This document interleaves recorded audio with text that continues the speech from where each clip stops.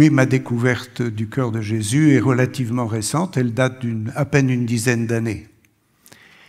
Et c'est le fait de travailler au réseau mondial de prière du pape qui m'a obligé, puisqu'il est enraciné dans le cœur de Jésus, qui m'a permis de faire la découverte de ce cœur de Jésus. Et ce qui m'a étonné, c'est que à 65 ans passés, il a modifié sensiblement mon cœur de métier. Et mon cœur de métier, c'est plutôt l'accompagnement, donner des retraites, donner les exercices spirituels. Et alors là, ça m'a soufflé. Je vais plutôt parler d'Ilexitnos un petit peu, mais je vais introduire quelque chose. Introduire quelque chose, dans une lecture, j'ai trouvé cette phrase qui me porte beaucoup et qui est « Le cœur de Jésus, c'est le cœur des Écritures ». Le cœur de Jésus, c'est le cœur des Écritures. Ah bon? Les Écritures ont donc un cœur vivant qui bat. Et donc, pour lire les Écritures, il faut les lire en référence avec le cœur qui bat, pour que ce soit irrigué. Sinon, il y a quelque chose qui n'est pas vivant. Et du coup, lorsque je lis des passages de l'Ancien Testament, du Nouveau, eh bien, je cherche à voir quel est le rapport avec le cœur de Jésus. Je vais prendre deux exemples. Moïse. Moïse, un type comme ça, hein. Et il aime la justice, lui. Alors, élevé dans la cour de Pharaon, il voit un jour un Égyptien frapper un Hébreu. Il regarde à droite, il regarde à gauche. Personne. Il tue l'Égyptien, justice expéditive, et il l'enfouit dans le sable. Le lendemain, il se promène et il voit ce coup-là 2 Hébreux qui se bagarrent. Il intervient et l'agresseur lui dit « Dis donc, tu veux me tuer comme tu as tué hier l'Égyptien ?» Ouh là là. Ça se sait. Courage, fuyons. Et de fait, Pharaon cherche à tuer Moïse. Donc, il a bien fait de partir. On ne se refait pas, hein. En chemin. En chemin, il rencontre au bord d'un puits des bergères qui essayent d'abreuver leurs troupeaux. Mais elles sont importunées par des bergers. Ni une ni deux, notre Moïse, il intervient, il met un peu d'ordre dans tout ça, il abreuve les troupeaux des bergères, et c'est de cette manière-là qu'il va se retrouver marié. Le papa de la bergère lui a donné la bergère. Et voilà, et il coule une vie heureuse en faisant bien son boulot de gérer les troupeaux de son beau-père. L'histoire pourrait se terminer là. Non.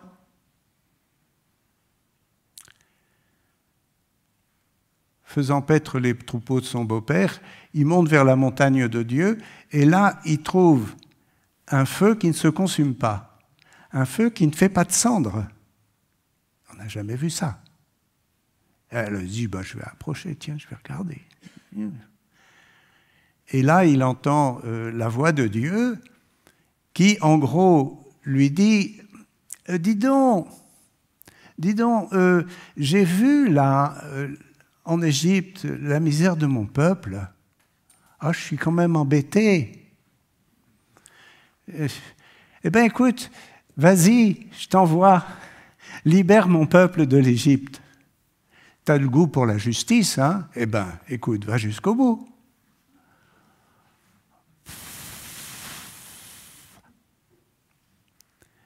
Et Moïse, il a l'air de dire oui, mais il apporte des difficultés. Mais je ne te connais pas d'abord, il faut qu'on fasse connaissance.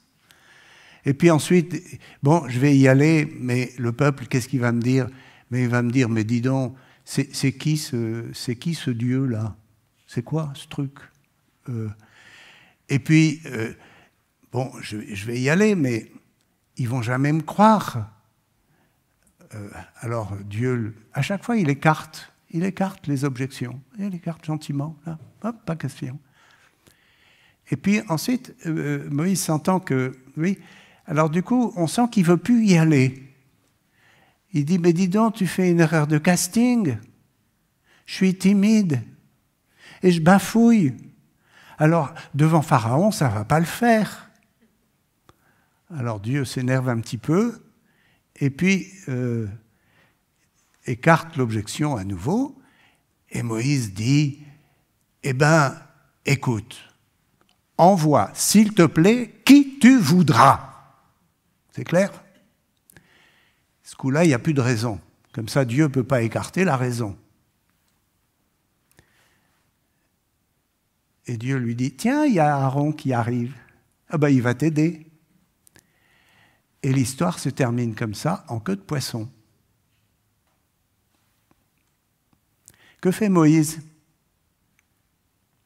Que fait Moïse ? Eh bien, il retourne voir son beau-père et il lui dit « Écoute, permets-moi d'aller en Égypte pour voir ce que sont devenus les copains. » Et le beau-père, qui va perdre son pâtre, lui dit « Va en paix, je te donne ma bénédiction. » Entre le non, le refus catégorique, on a pu entendre Martin tout à l'heure qui parlait d'un non catégorique lui aussi, entre un non catégorique et le mystère de ça va faire oui, que s'est-il passé ? Chut, c'est un secret. Mystère. C'est le mystère de l'homme, au fond. Deuxième exemple. Alors, on fait un saut considérable. On arrive à Saul. Saul, sur le chemin de Damas. Il avait été tout à fait d'accord avec le meurtre d'Étienne. Alors, Saul, il dira dans son procès avec les Juifs, là, il dira, moi, circoncis le 8e jour, les meilleures études, les meilleures écoles, les meilleurs profs, diplômés, tout, zélé comme pas un, voilà. C'est un juif, plus. Et zélé, il va vers Damas pour ramener les chrétiens et les emmener en prison. Sur le chemin, une lumière, et il tombe par terre. Et il dit, « Qui es-tu, Seigneur ?» Alors, ce « Qui es-tu, Seigneur ?» c'est une manière de dire qu'il n'hésite pas à sentir que c'est Dieu qui lui parle. Et la réponse qui lui vient aussitôt, « Je suis Jésus que tu persécutes. » Imaginez le bouleversement qui se passe dans la tête de Saul. Il avait tout bon, tous les diplômes, et il découvre qu'il fait tout à l'envers. Et Dieu lui dit quoi ? Il lui dit pas « Retourne d'où tu viens ». Il lui dit « Relève-toi et va à Damas. Et là, on va te dire ce qu'il faut faire. » Même chose que pour Moïse. Saul va rester 3 jours en prière sans manger ni boire. Et voilà que Anani va venir pour... je crois que c'est Onani, hein, je ne dis pas une bêtise. Mais c'est bien ça. Hein, va lui dire, Saul, mon frère, aujourd'hui tu vas recouvrer la vue. Alors lui qui pensait voir, en fait il était aveugle, il a perdu la vue et il va retrouver la vue. De quelle vue nous parlons, hein? Vous pouvez sentir qu'il y a des niveaux symboliques qui sont différents. Et Saul, 3 jours après, va se mettre à prêcher l'Évangile. Autrement dit, toutes les études que Saul a fait, tous les efforts qu'il a faits, ne sont pas vains, mais vont trouver leur accomplissement complètement à l'envers. Un retournement complet. Moïse, pour une part, c'est la même chose. Dieu va lui permettre de faire aboutir jusqu'au bout son désir de justice qu'il avait au fond de son cœur. Mais les événements font que, pour sauver sa vie, il valait mieux se carapater, et que cette beauté qu'il avait en lui, il l'avait étouffée. Paul, lui, il était zélé, c'est un autre tempérament, et le Seigneur le retourne complètement, et tout ce qu'il avait construit, le Seigneur le reconstruit d'une autre manière pour lui donner sa pleine valeur, sa pleine efficacité. Le persécuteur qu'il était va devenir le bras droit de l'évangélisation des païens. Il y a une manière de dire, de parler dans la Bible que j'aime beaucoup. Dieu nous tire des flèches. C'est Job. C'est Job qui se plaint. Je ne sais plus c'est dans quel chapitre. Et Job dit, les flèches du Très-Haut, la flèche du Très-Haut m'a empoisonné. La flèche de Dieu. C'est le cœur de Jésus qui nous envoie des flèches. Le cœur de Jésus, c'est-à-dire l'amour, le cœur, c'est le centre du centre du centre du centre. Et le cœur va tirer une flèche dans le cœur de Moïse, dans le cœur de Saul. Nous avons entendu que Martin en a reçu une. Je peux dire dans une certaine mesure que moi aussi, j'ai reçu la flèche. Où vise la flèche?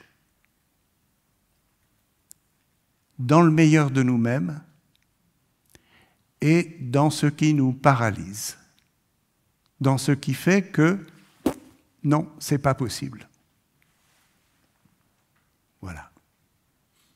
Est-ce que vous avez déjà dans votre histoire reçu quelque chose qu'il faudrait appeler « Ah oui, la flèche, je l'ai reçue ». Et peut-être que, avant de pouvoir mettre des mots pour dire cette flèche, c'est Jésus que tu persécutes, ou bien cette flèche, oui, c'est moi le Seigneur qui te l'envoie, pour que se développe en toi le meilleur de ce que tu portes, et qui peut être éventuellement en partie paralysé par Moïse. Il ne peut pas retourner en Égypte, il va se faire tuer. Paul, il a construit tout à l'envers. Eh bien, le Seigneur le reconstruit à l'endroit. Et moi, je me disais, mais je vais être jésuite, mais je suis complètement fou. Mais c'est pas possible. Parler à une foule, mais je n'oserais jamais. C'est pas possible. Voilà. Et comment le Seigneur vient tirer des flèches pour que ce qui est impossible devienne possible. Et là, il faut apprendre à lire. Alors la flèche, vous voyez, ça part du cœur de Jésus jusque dans notre cœur, à la jointure des moelles, le glaive de Dieu, le glaive à 2 tranchants, qui vient séparer ce qui nous coince. Et la trace de la flèche. que nous recevons, nous permet de voir d'où elle a été tirée et nous fait découvrir comme c'est beau. Cette flèche qui nous met par terre nous relève et nous fait découvrir un trésor.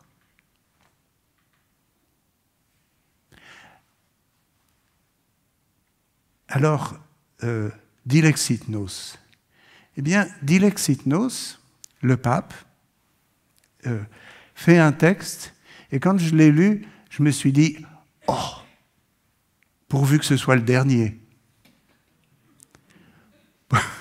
Pourvu que ce soit le dernier, parce que je trouve que c'est un testament. Il nous livre son cœur. Il nous livre ce qu'il a voulu faire pendant son pontificat. Et ça, c'était formidable. Qu'est-ce qu'il va nous dire? C'est un testament. Alors c'est un vieil homme aussi, et pour une part, excusez-moi, son encyclique, elle n'est pas très bien construite. Hein. Mais quand on écoute quelqu'un qui est à la fin de sa vie et qui vous livre son cœur, c'est pas ça qui est important. Si vous écoutez un père, une mère qui est en train de partir, vous ouvrez les oreilles tout grand pour recevoir une dernière parole. Qu'est-ce que le pape nous dit?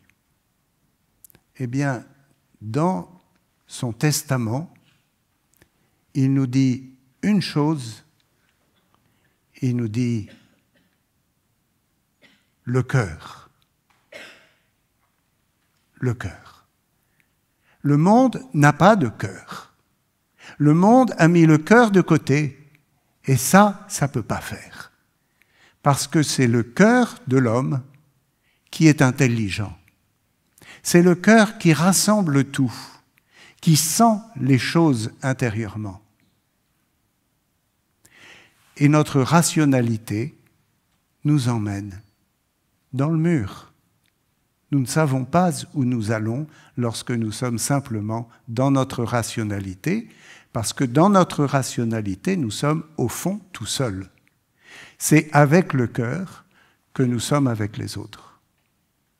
Si nous avons un cœur, alors notre vie s'ouvre sur les autres.